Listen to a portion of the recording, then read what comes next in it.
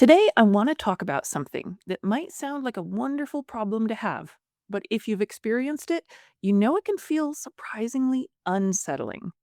What happens when things are actually going well in your recovery from binge eating? As always, I'm Georgie from the Breaking Up with Binge Eating podcast, and it's a pleasure to be with you this week.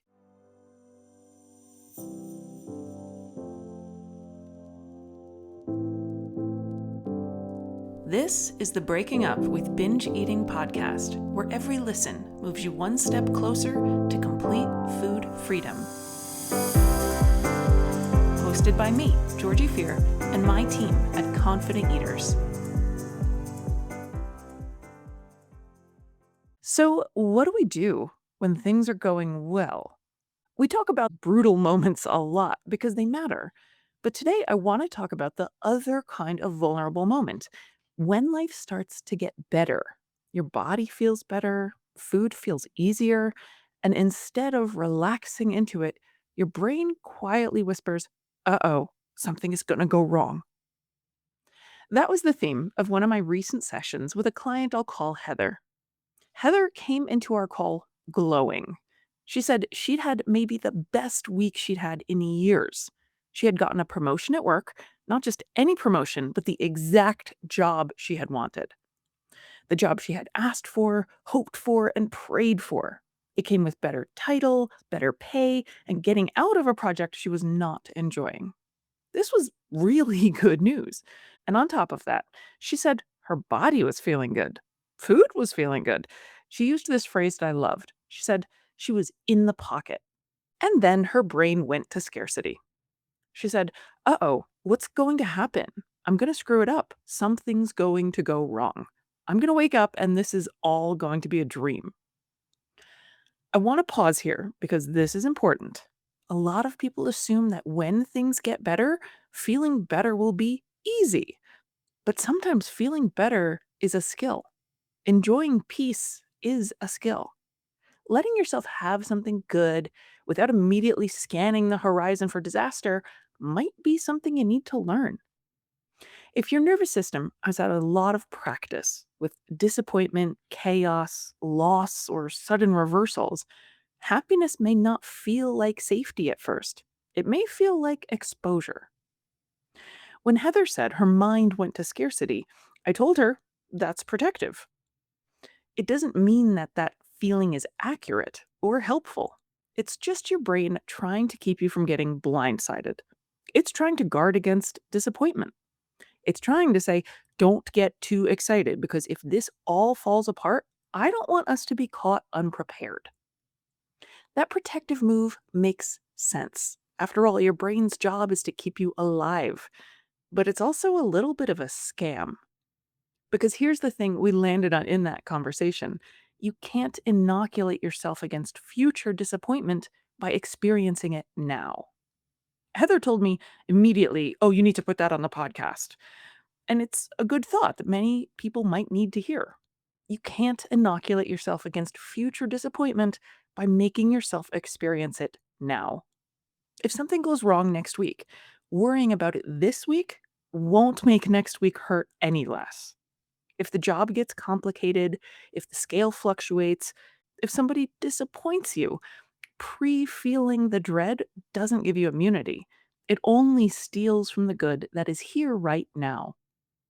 And this matters so much in binge eating recovery because many of the patterns that keep people stuck are attempts to control pain before it happens. I'm going to eat more now so I don't feel deprived later. I'm going to keep my life small and predictable so I don't get dysregulated. I'm going to stay braced so disappointment won't knock me over. But bracing is not the same as being safe. Heather made a connection to something we had talked about before. More food doesn't equal more love. Food can feel like an insurance policy of sorts. More and some more just in case, just to make sure there's enough comfort, pleasure, safety. But food can't guarantee that you won't feel lonely. Food can't guarantee that nobody will disappoint you. Food can't guarantee that you won't get bad news. And that was another big theme in our session: stasis. Heather said she wants things simple. She likes things flat and drama free. She does not want crisis. She does not want to be dysregulated.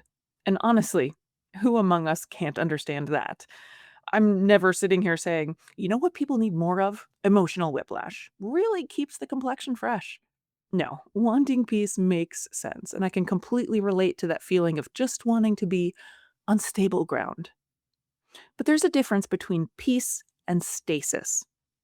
Peace feels like things can move and change and I will stay connected to myself. Stasis says nothing can move, nothing can change, and only then will I be okay. Stasis can feel like safety because if nothing ever changes, maybe nothing will ever hurt. But the problem is that stasis is anti nature because everything changes. Bodies change, appetite changes, jobs change, weather changes, relationships change, the number on the scale changes, your available energy changes, your needs change, plans change. Reality is basically one long improv exercise. So if our safety depends on nothing ever changing, we're in trouble. Not because we're weak, but because we have attached our peace to something life can't offer. A better question than how can I make sure nothing changes would be can I trust myself to handle variation? That word variation is important. In recovery, we're not just learning to handle crisis, we're learning to handle normal human variation. A bigger appetite day or a smaller appetite day, a celebration meal, a week with lighter commitments, a week with more pressure, a body that feels comfortable today and bloated tomorrow. A really good thing happening and the weird vulnerability of enjoying it. Heather started to see this during the call. Instead of using her energy to predict everything that could go wrong, she said it seemed like the smarter path would be to appreciate that she could manage whatever would show up. That is emotional confidence, not emotional perfection or rigid control over her emotions, just confidence in the belief that she can handle what life dishes up. And that translates into I can feel excitement without needing to squash it. I can feel disappointment without needing to numb it. I can feel uncertainty without needing to eat over it. And this is where eating recovery becomes so much bigger than eating. Because if the reason I binge eat is that I don't trust myself to survive my feelings, then the work is not only about changing what's in my pantry, it's about building the confidence that feelings will come and go, and I don't have to abandon myself when they arrive. Heather said something like, for the first 68 years, I've handled everything so far. And that was funny, but also profound because it's true. She had handled every event in her life so far, and some of those were really big. Many of them were not the way she wanted things to be. Maybe sometimes she did handle them with food, maybe sometimes with numbing or bracing or over controlling. But regardless of how she survived them, she made it through every emotional weather system that had ever moved through her. That matters. We can build confidence from evidence. I bet you have that evidence too.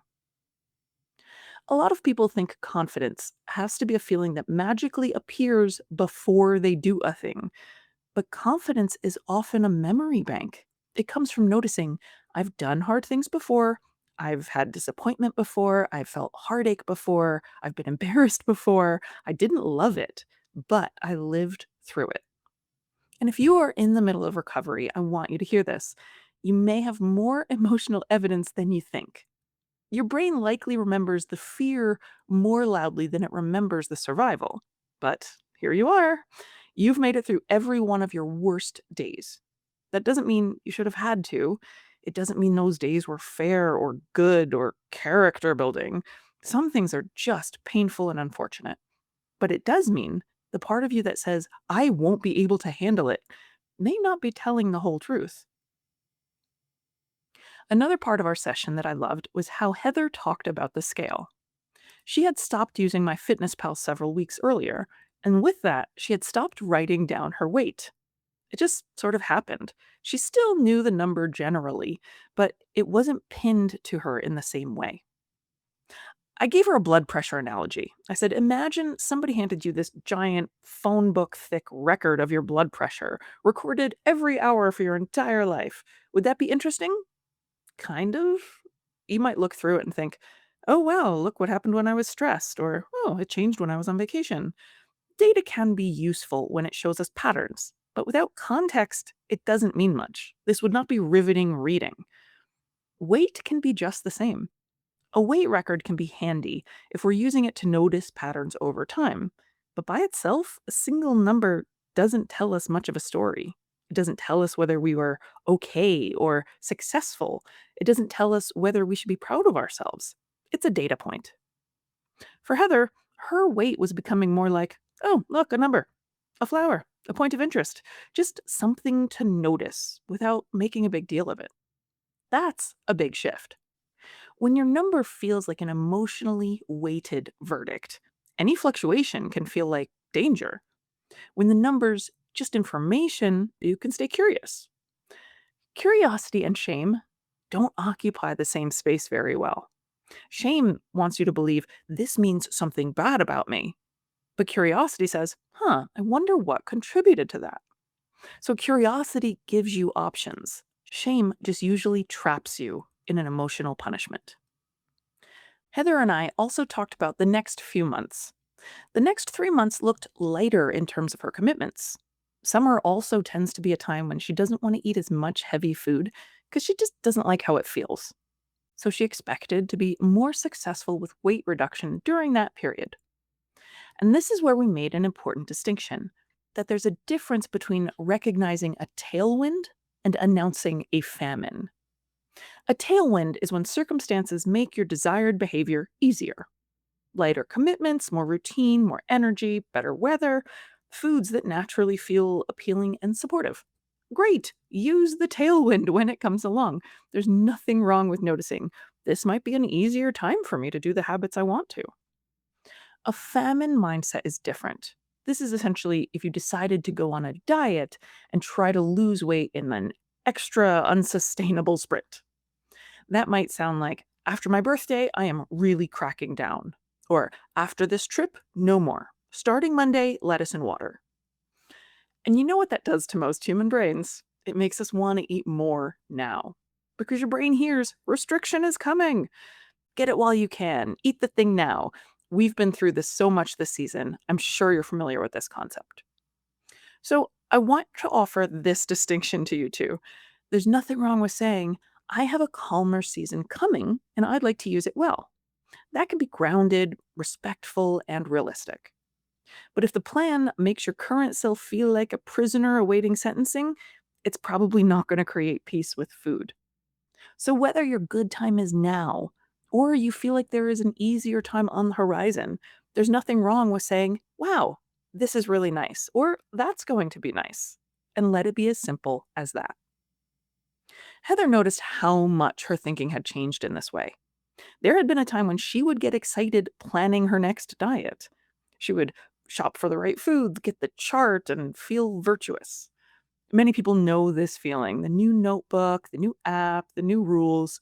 It can feel like you've already repaired the problem just by making such a nice plan. And sometimes planning the diet feels like making amends. Maybe you ate more than you wanted recently, but now you have a plan so the internal court of food morality can adjourn. Don't worry, everyone, she's going to make up for it. But we don't live on moral bookkeeping. You don't actually undo yesterday by restricting your eating tomorrow. And you don't have to make up for being a human who, whoops, ate a little extra once. Heather said it beautifully. There's no making up, there's only right now. She brought in a saying she had learned in a 12-step program. You can't live today on yesterday's shower. I liked that one. And I added, you also can't feel clean today because you promised you'd shower tomorrow. That's exactly how eating works. You can't nourish yourself today with yesterday's meal. You can't punish yourself today into undoing yesterday. You can't soothe your body with a promise that tomorrow you will become perfect. You only ever get to feed the body you have right now. So much of recovery comes back to this. What is true right now? What does my body need right now? And I think that's where emotional confidence is so powerful because our goal is not to make your life flat. The goal is not to make your feelings flat or appetite flat or everyone around you perfectly predictable. The goal is to trust yourself with motion, to trust yourself with variation, to trust that good news can be good news, to trust that disappointment can be disappointing without destroying you, and to trust that food can be part of your life without becoming an emergency response system for every feeling you'd rather not have. Sometimes my clients have clear patterns linking particular feelings to binges. They may have one really stinging feeling that they are least confident they can handle. For one person, that might be sadness. For somebody else, it'll be anger. For somebody else, loneliness. For another person, embarrassment. Yet someone else, disappointment. The food becomes a way of saying, I don't want this one, take this one away. Recovery asks us to look at a different question. What if I can handle this and still take care of myself? I know that can be scary, but you can feel disappointment and still do your job. You can feel embarrassed and not binge. You can feel happy and not brace for disaster.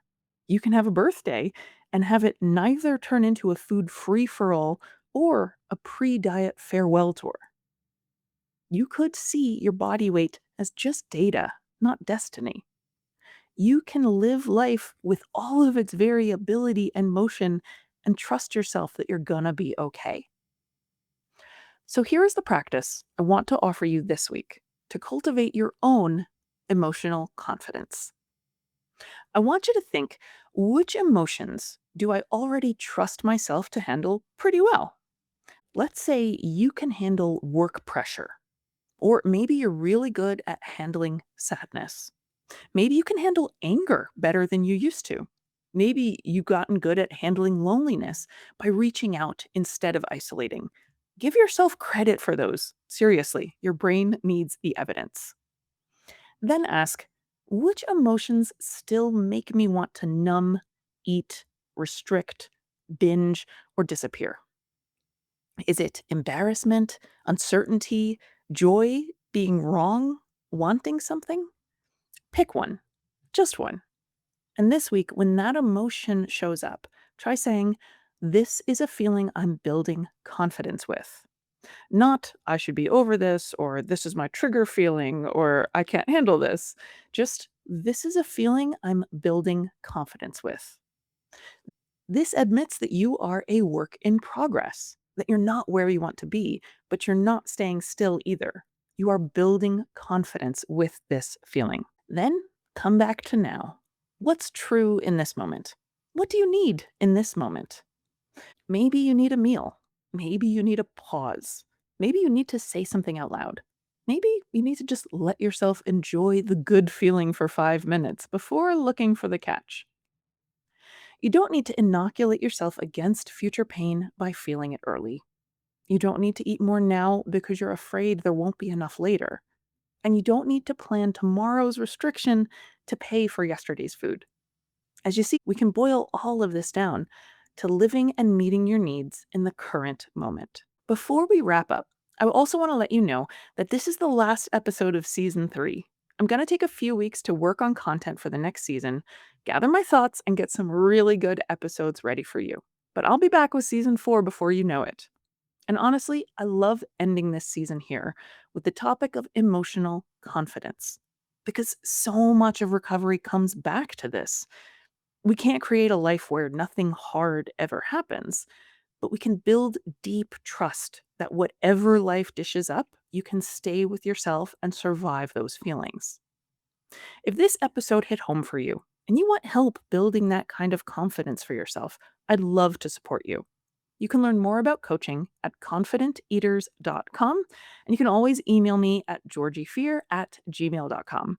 And if you want to support the show, check out the All Access membership for lots of bonus episodes. Or you could consider leaving a 5-star rating, perhaps, or even a written review.